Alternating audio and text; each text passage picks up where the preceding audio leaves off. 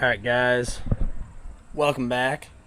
I'm going to make a video here about why I hate leveling kits, although they are so popular. And I understand why they're popular, but I just think they're such a bad idea.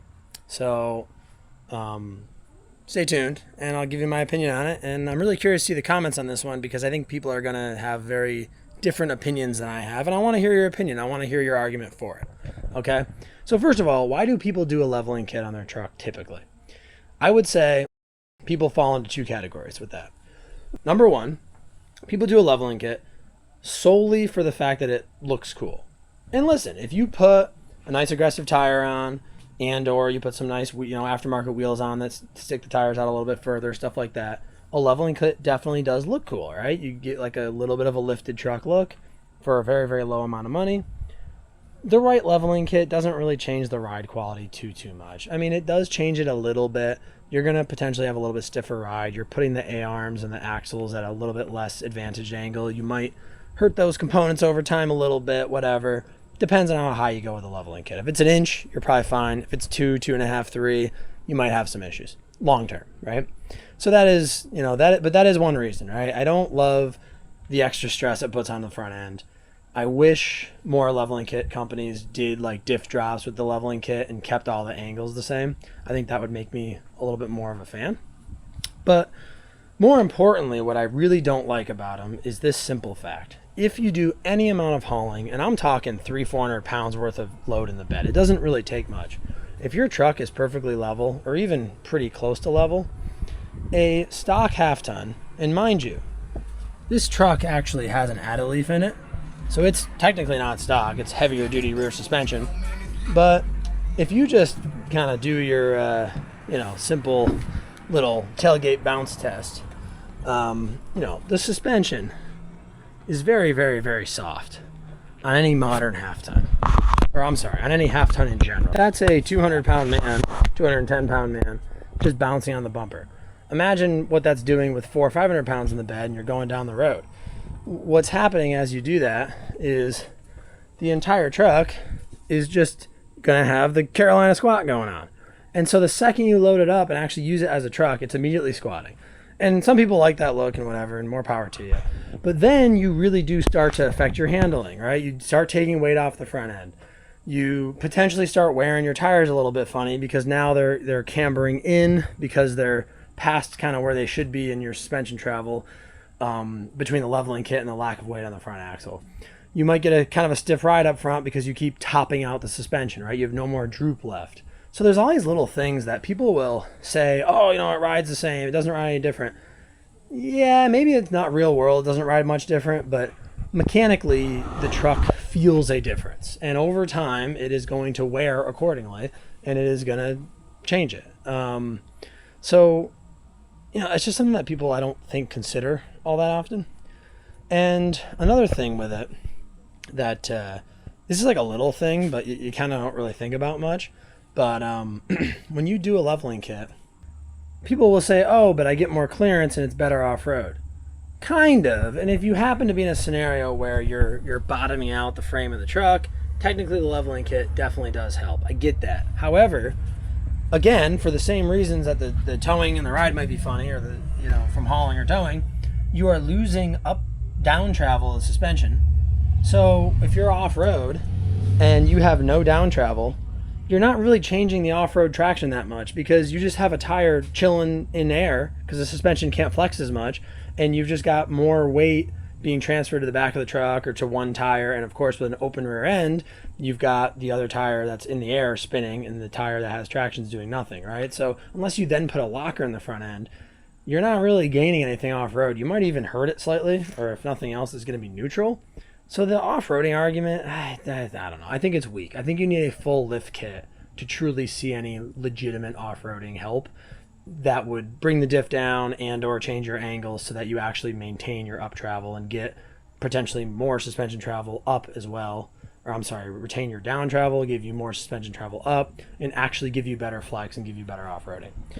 Now I know what you're thinking. Okay, as far as the squat issues are concerned, you could always just put airbags in it. Or do an add-a-leaf. So like for example, I did an add-a-leaf.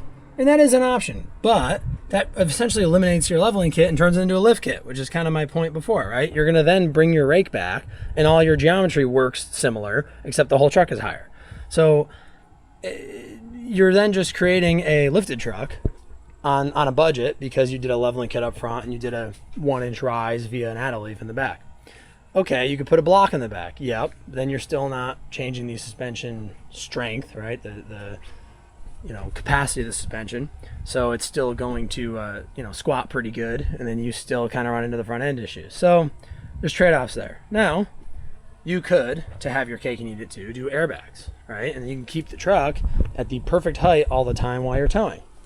Well, the only downside of that is, which people don't think about, especially with a modern half ton with a lot of torque, is you'll get what's called axle wrap, because you kind of need this leaves to compress a little bit so that you get to this overload leaf a little bit closer in the back, so that when the axle tilts up from the torque of towing or hauling or off-roading, this heavier duty leaf runs into the leaf pack and keeps it from tilting even more up, right? So the more of an airbag you put in there, the further this gap stays apart, and so it lets your axle ride up. So if you're towing and you don't do track bars, which is really the only good way to hold that differential down in the front, then you're just going to wind up in a scenario where you get U-joint wear, you get pinion wear, and like you might think, oh, come on, you're just exaggerating. No, it's a real problem. Like EcoBoost trucks, for example, and 6.2 Chevys with these 10 speeds with a super low first gear and a ton of power, they have axle wrap issues stock. If you just punch it from a dead stop, you'll feel that, and you can actually hear the tires chatter if you lose traction, and you can like feel the pinion angle changing. You'd be surprised.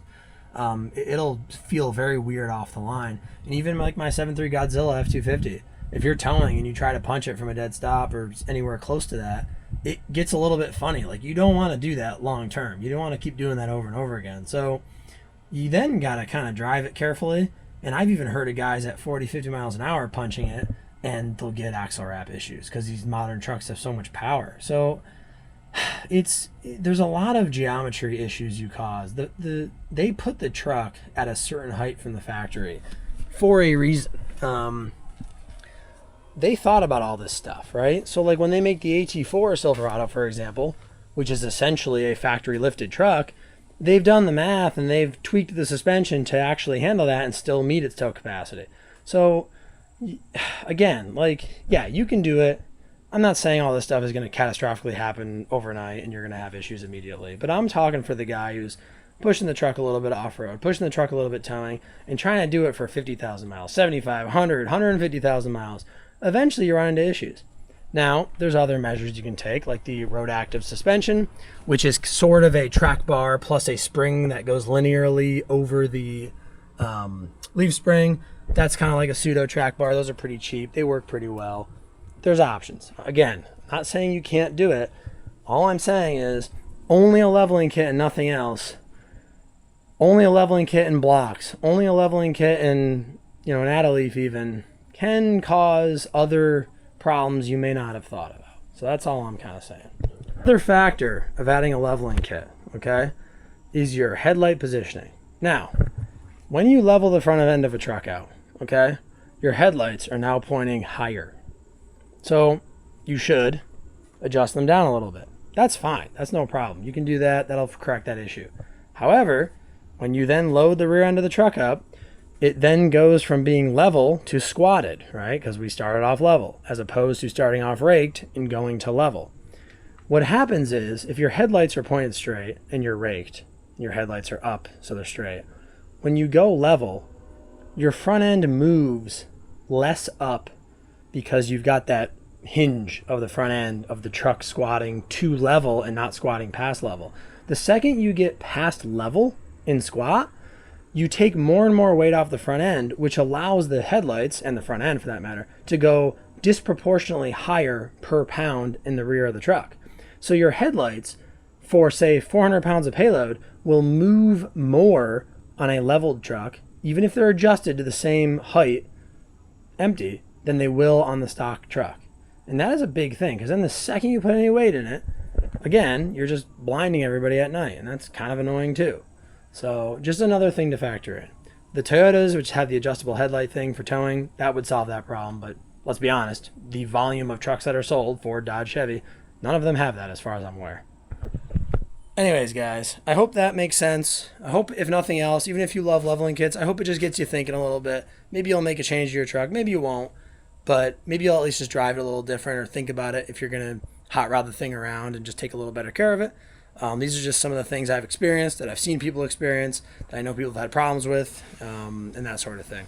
I put almost 200,000 miles on this truck myself, and it's got 260 on it.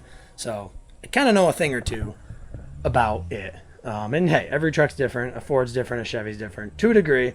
But guess what? All the half tons are independent front ends, leaf spring rears. Well, sorry, the Rams are coil rears. So that is a caveat I just thought of. If you have a coil rear suspension, some of this doesn't apply. The axle wrap issue, not as much. However, I will add, to go off on a tangent, on a coil springed rear truck, Ram 2500, Ram 1500, the bushings that hold the 4-link suspension to the, hold the axle to the truck basically, right? Those bushings are relatively soft rubber. They're meant for comfort.